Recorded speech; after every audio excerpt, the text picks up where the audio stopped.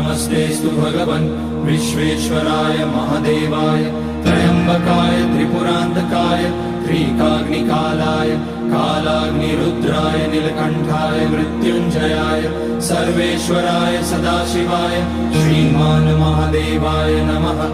ॐ नमः शम्भवाय च मयोभवाय च नमः शङ्कराय च मयस्कराय च नमः शिवाय च शिवतराय च।